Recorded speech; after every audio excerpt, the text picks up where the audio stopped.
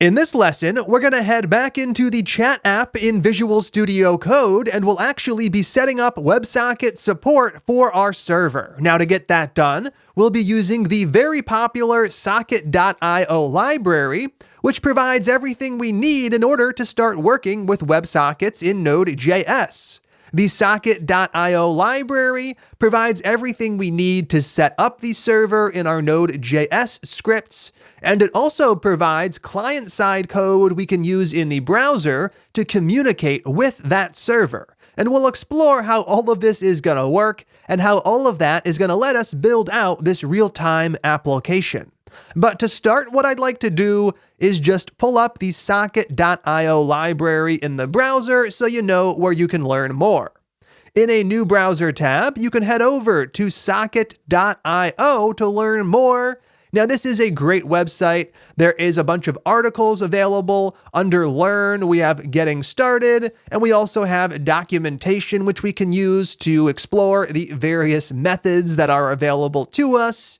And we'll work through everything covered here inside of the class.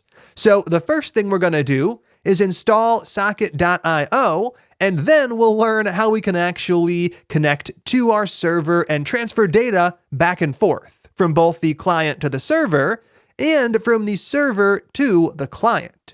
So to get started, let's go ahead and move into Visual Studio Code and install this library. From the terminal down below, I'm going to use Control-C to shut down the server. I'll use clear to clear the terminal output, and then we'll use npm i. Now, the library we're installing is called socket.io at the latest version, which is 2.2.0.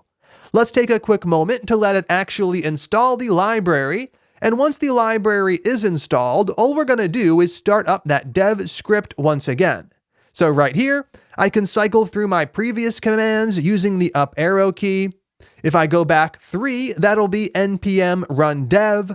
I'm going to start that up, and from here, we're actually going to use the library to make some changes to the server. We're going to set up support for WebSockets, and we'll see how we can actually connect to the server from the browser. To get started, the first thing we need to do is perform a little bit of refactoring with the code we already have in place. So when we're creating a Node server, it can use both Express and socket.io. It just requires us to set up Express in a slightly different way. So that's what we're going to do first. The code we're about to write is not going to change the behavior of our server whatsoever. It's just a different way to configure Express.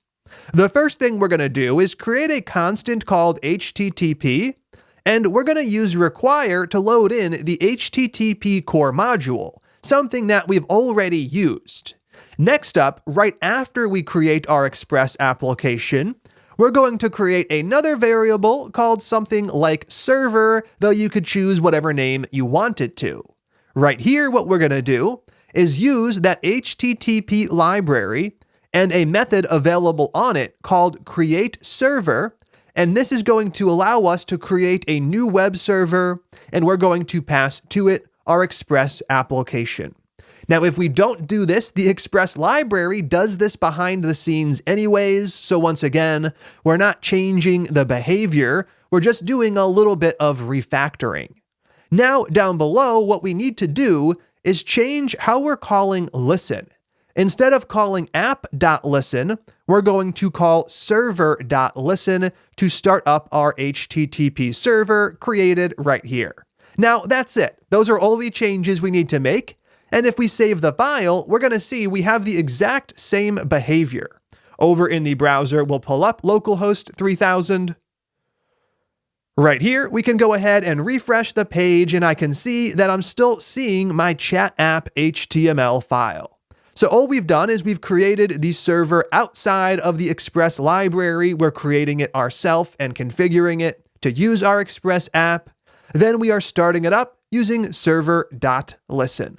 Now, with this in place, it's going to be really easy to set up socket.io. The first thing we're going to do is load it in. So right here, a new constant. I'll call this constant socket.io. And we'll go ahead and load in that library, requiring it socket.io.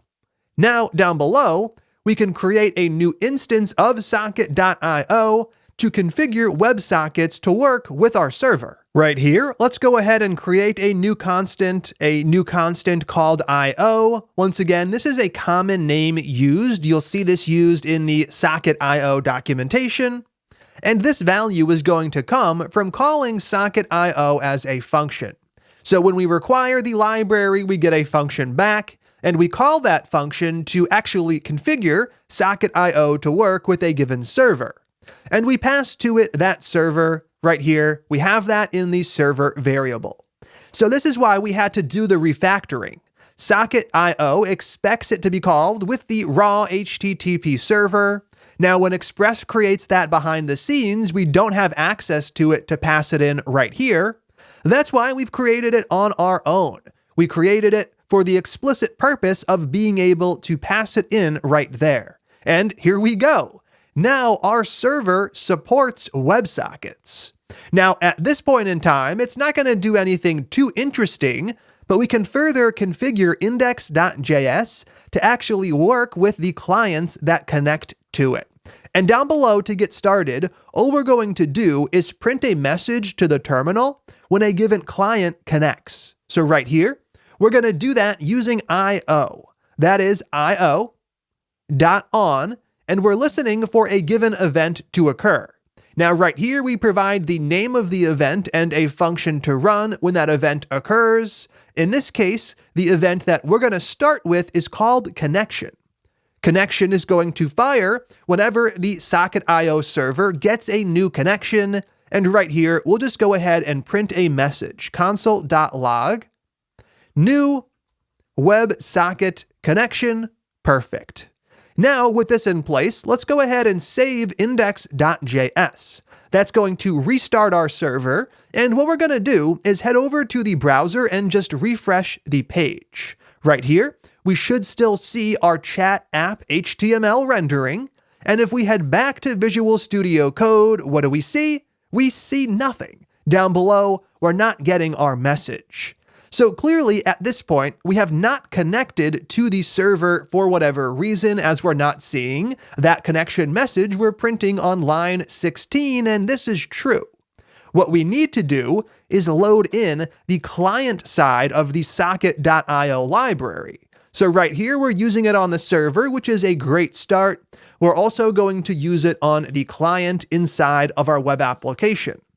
Now, when we set up socket.io to work with a given server, it also sets up a file to be served up that your clients can access, and that's what we need to do. So over here, inside of our HTML, we're going to set up a new script tag like we've done plenty of times before, and we're going to define the source attribute. Now, the script we're loading in, it's not a script that we've created, and it doesn't exist anywhere in the public directory. It's something that is served up because we've configured our server to work with socket.io.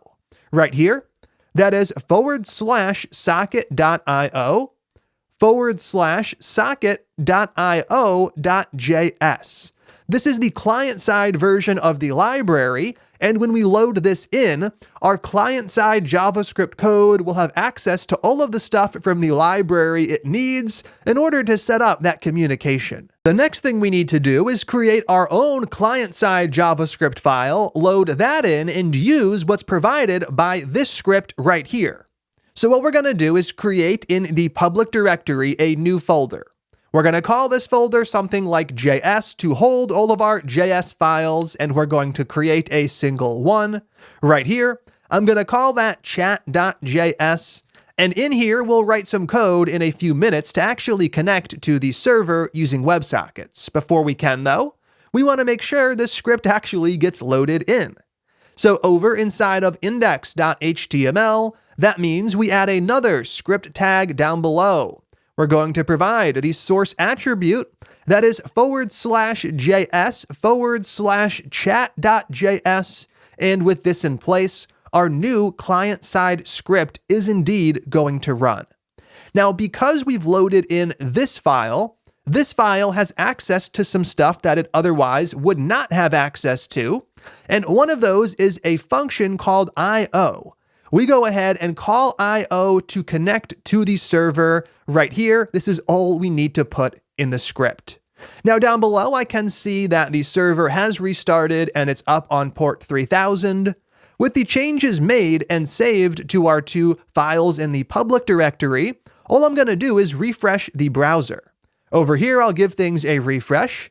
We should still see our chat app message, but this time over in Visual Studio Code, we should see new WebSocket connection, and that is exactly what we're getting. And this is fantastic. This means that our server is indeed setting up WebSocket support correctly, and it also means that our client was able to connect to it. With this connection in place, we're now able to facilitate real-time communication, and that's exactly what we're going to start to do. That's what we're going to start to do in the next lesson, so let's take a quick moment to recap what we did in this lesson. In index.js, we set up support for socket.io. All we needed to do to get this done was to create a new socket.io instance passing the server in, and we can do a lot of things with socket.io on the server. The only thing we've done so far is we've printed a message when a new client connects. Over in the browser, we saw that because we've set up socket.io, we have access to a client-side version of the socket.io library provided to us, and this client-side library gives us access to some stuff we can use to facilitate this communication. And for the moment, the only thing we've seen is that we get access to an IO function we can call to connect. We've proven that all of this works by seeing our message down below. In the next lesson, we'll learn how to actually send data back and forth from server to client and client to server. I'm excited to get to that, so let's jump right in to the next lesson.